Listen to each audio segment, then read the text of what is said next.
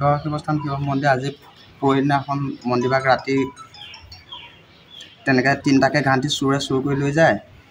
একে চোৰে আকৌ পাছদিনাখনো তেনেকৈ ৰাতি একে সময়তে আহি আকৌ এটা ডাঙৰ ঘাঁটি আছিলে, সেই ঘাঁটিটোকো ৰাতি চোৰে ইয়াৰ পৰা চুৰ কৰি লৈ যায়। মানে দুদিন চুৰ কৰিছে মন্দিৰখনত। আপোনালোকে প্ৰশাসনক জনাইছেনে? প্ৰশাসনক কিনে জনোৱা হৈছে যোৱাকালি। আৰু কাৰোবাক সন্দেহ কৰিছে নেকি? সন্দেহ মানে এতিয়া তেনেকৈ সন্দেহ আমি কৰিব লগাটো আমাৰ তেনেকৈ সন্দেহ কৰিব আমি নোৱাৰোঁ, আমাৰ কোনো উপায় নাই। তাৰ উপৰি আমাৰ CCTV আছে, CCTVত কটেজ পাইছে পুলিচ প্ৰশাসনে, তেওঁলোকে কি বিচাৰ কৰে। আপোনাৰ লগত ল'ৰাজনে কিবা কথা পতাৰ কথা কৈছিলে? মোৰ লগত কথা মানে ল'ৰাজন আহিছে দিনত পটকৈ সোমাইছে মোৰ ঘৰত, তেতিয়া মই সুধিছোঁ ঘৰৰ ক'ত কি কথা, বাহিৰতে ৰ বুলি কৈছোঁ। ক'ৰ বুলি কৈছিলে ল'ৰাজন? হয়তো আমাৰ ইয়াৰ পাগালি চাইডৰ বুলি কৈছিলে আৰু। অঁ, তাৰপিছত তাতে আৰু মুছলমান ল'ৰা কিনে কি ল'ৰা চিনাকি থোৱা এটা। কিমানমান পৰিমাণৰ হ'ব এই ঘণ্টিকেইটা? যিহেতু 5টাকৈ ঘণ্টি এইবিলাক ঘণ্টিৰ দাম 1 কেজি ঘাঁটিৰ দাম 3,000 টকা দাম আছে।